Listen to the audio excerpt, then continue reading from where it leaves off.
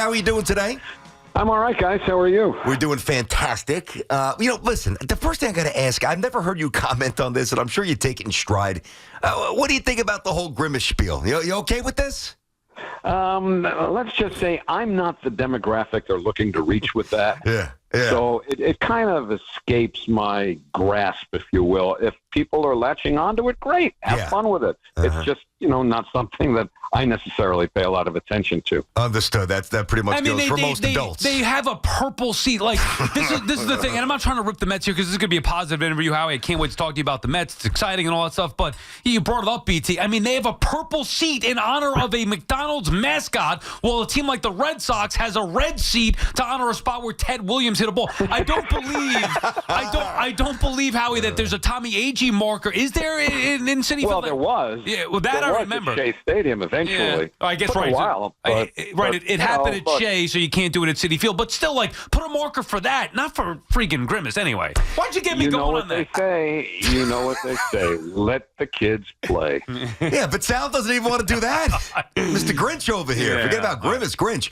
All right, so Mets are making a move, and right now tied with the D-backs and 2 up on the Braves, and not many games to go. I thought, now, obviously wasn't there. You weren't there, but I'm sure you got some more details than we have. I thought it was a really big moment for Pete, all right, to stand in front of that room. And let's face it, he's not the most comfortable in those situations where he addressed the team after Stearns, after Mendoza. All right, I know the game was already in hand, so, Sal and some others saying meaningless 3-run homer. I think this might propel Pete to go on a heater. What's your takeaway from that?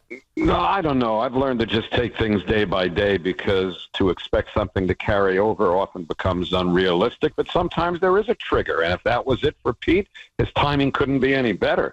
I think it's hit home that it could be his last homestand as a Met, the way things might play out between how the postseason stacks up and the offseason for him as a potential free agent. I think he's feeling that. And whether there's a degree of melancholy or defiance or something in between, only Pete can answer. But if this is something that's going to be a bit of a catalytic agent for him to even better things, hey, go get him.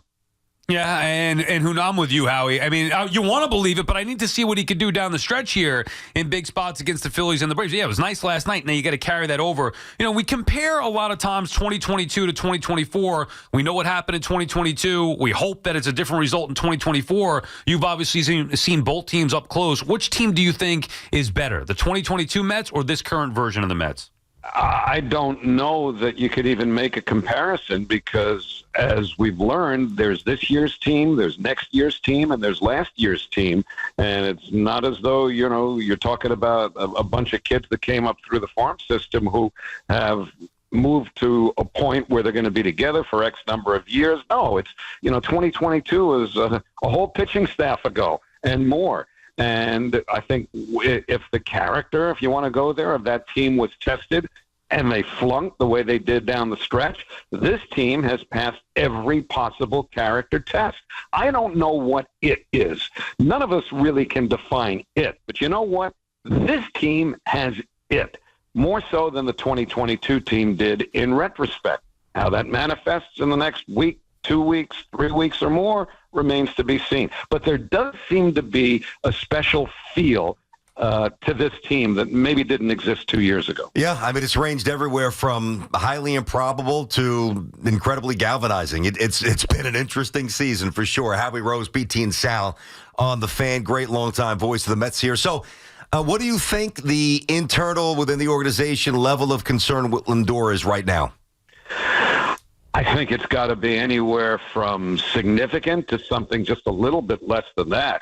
And, just the fact that they called that meeting the other day, it almost leads me to believe one of two things, that maybe he's going to be out longer than we're led to believe, or maybe it is a situation where he's going to have to play in a compromised state for the rest of the way. And I think that's the more likely scenario here.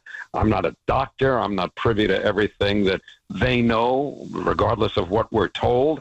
2 to 3, 3 to 5 days is one thing, but even if that's the case, Will he be significantly compromised when he comes back? We don't know. We'll see. But, sometimes you read into these little things and it suggests something a little bit more than what we know at face value. So, yeah, it may well be that the Francisco Lindor, who performed at an MVP caliber rate for the entirety of the season until last week, may not be that player the rest of the way, and they need to galvanize around him and pick him up the way they've been picked up by him all year. Again, next little while will determine that. Where would you rank Howie Lindor's season in Mets history? It's up there with the best. I mean, David Wright had some great ones. You look at seasons like 1988, if you want to go back that far, either Darryl Strawberry or Kevin McReynolds would have been a bona fide most valuable player selection that year. But the problem is they played on the same team, and I think there are a lot of people who felt that they sort of split the vote when it came to a potential Met. Remember, they won 100 games that year, won the National League East, lost to the Dodgers and Kirk Gibson in the National League Championship Series. Gibson's the guy that won the MVP, even though there are a lot of people who felt it could have been either Straw or McReynolds, and maybe Darryl and Kevin split the Met vote, if you will, and that enabled Gibson to get the MVP. But I think you've got to consider either of those two seasons a possibility. Tom Seaver won the Cy Young in '69. He finished second in the MVP voting, and that was more philosophical than anything because people don't feel in some quarters that a pitcher should be considered for the most valuable player award since they have the Cy Young. But Carlos Beltran had a great year in 2006. And I think that what Lindor has done here ranks with any of them. Yeah, it's interesting as we're going through history a little bit. Howie Rose, BT, and Sal. You mentioned that '88 season. Man, I remember watching that. It was a little different a couple of years before that, watching the Astros series, where I'm like, ooh, this is really evenly matched, especially with Mike Scott, who was untouchable. The Mets were so much better than that Dodgers team. It wasn't even close. Like, if you take away World Series losses, that's got to be the most regrettable or bothersome season in Mets history, '88, no? I know a lot of guys from that team to this day will tell you that they still haven't gotten over it. So the short answer is, yeah, I agree. Oh my Worse gosh. than 06, huh, Howie? I was too young at 88. I mean, I was like 8 or 9 years old, but 06 to me was, God. Even more so than 2015 or 2000, I felt like the 2006 team was a legit World Series team. So you would say 88 worse than that?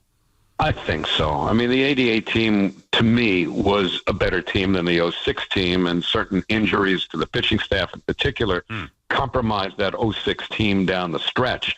The way the Tigers imploded in the World Series, couldn't even catch the ball against the Cardinals, who beat them rather handily, just made it kind of worse. But that '88 team was part of an era during which the Mets should have won more than the one World Championship that they did. Then they did. And a lot of the guys who were there for both of them, 86 and the 88 seasons, will tell you that they still can't get over 88. And one issue they didn't have in 88 was selling out Shea Stadium. What is the issue, you think, Howie, here, dating back to even the 2022 postseason, which I couldn't believe how pathetic that crowd is or was? Why do you think the Mets haven't been drawing more of a crowd during this exciting run?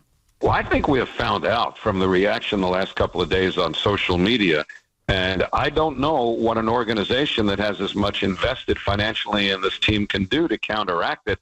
But clearly, the expenses and the finances are the major issue. That's been addressed by everyone who's responded to this. But as in any situation that's complicated, there's more than one issue. And I don't know how you quantify this, but I think to a certain extent, the existence of a wild card race does not have the sex appeal that a division race does, particularly when, as the case was in 2015, you need to win the division to get in. See, that's the difference between 15 and 22. In 22, they led the division just about all year, literally right down to the last game. And even though they didn't win it, you knew that if they didn't win the division, they were getting in anyway. So that takes a little of the urgency away. And I think that's what the wild card has done. Has it created more interest in more cities because it's kept more teams close? Sure, it has. But if you're old enough to remember a pure pennant race, or even understand that in 2000 and, as I say, 15, for the most recent example, they had to win the division to get in just because of the way the other teams were performing in the league that year. This is different. You know, I can remember as a kid being in Shea Stadium chanting, "We're number one," in 1969. Nobody's going to be chanting, "We're number 6 this year," if they get the third wild card. That's funny. The reality of the times are that it's good enough. But again, I think we'd have our heads buried in the sand if we try to explain something other than the financial issues as being the biggest of all the reasons. You can't even argue that when you hear what people have said. And it's not just the price of tickets, because you know what? You could have gotten a ticket for $4 on the secondary market last night, but it costs a lot of money to park. It does.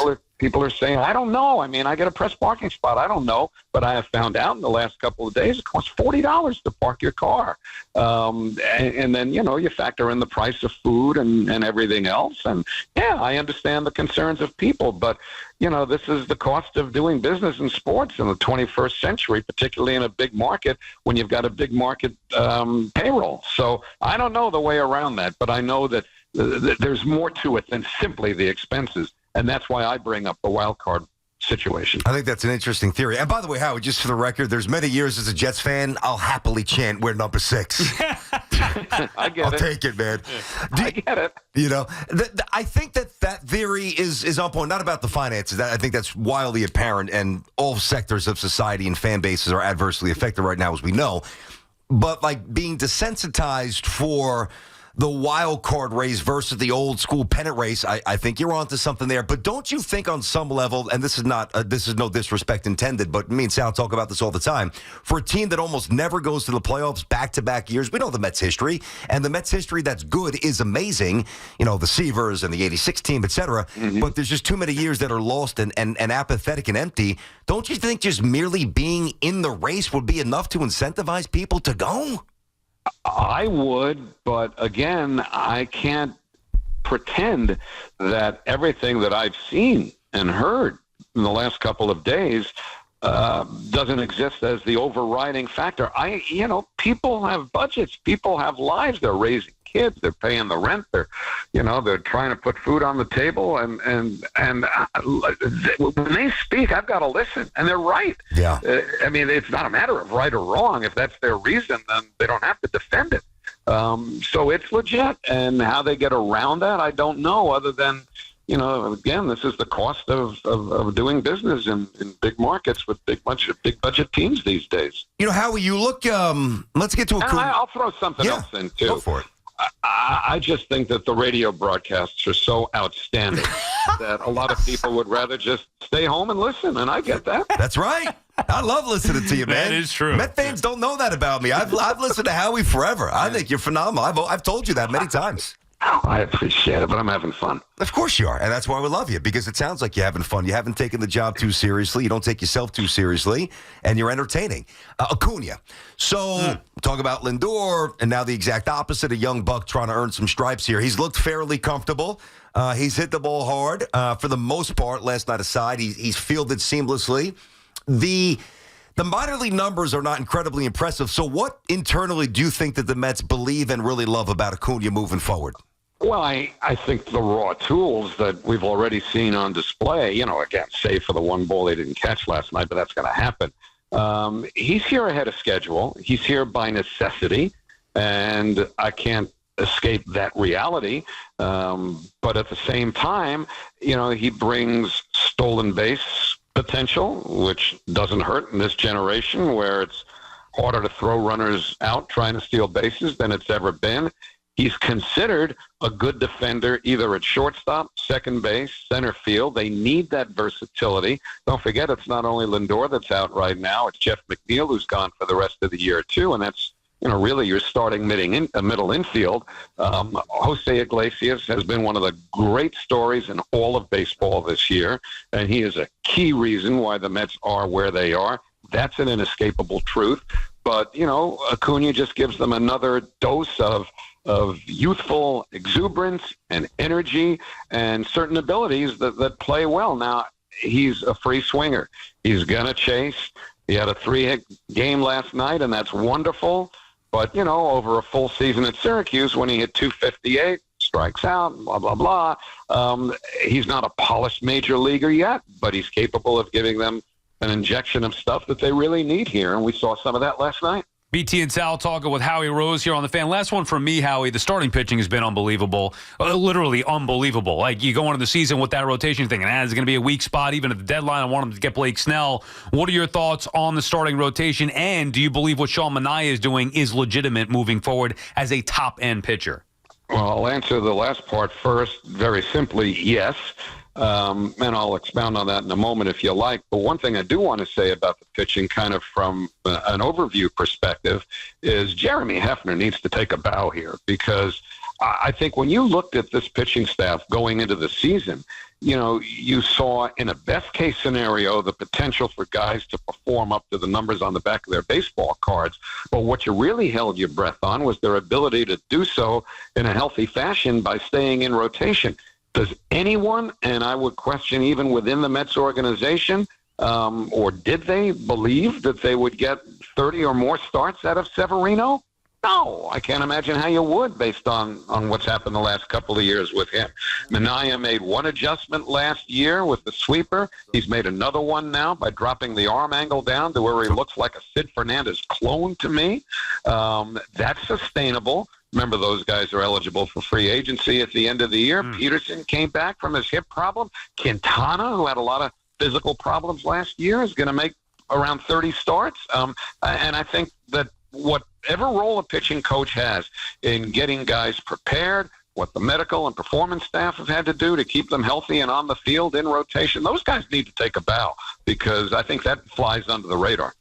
Howie, great spot. We're really enjoying this, and I think more importantly, or equally important, is that the audience is loving it, man. Really good job today. Thank you. Well, that's nice to hear. Thank you. And next time we talk to you, I guess we'll be in Atlanta, won't we? Ooh, baby! The House of Horrors. Ooh, baby! It better be different this time. I hate that damn place, whether it's the old Turner Field.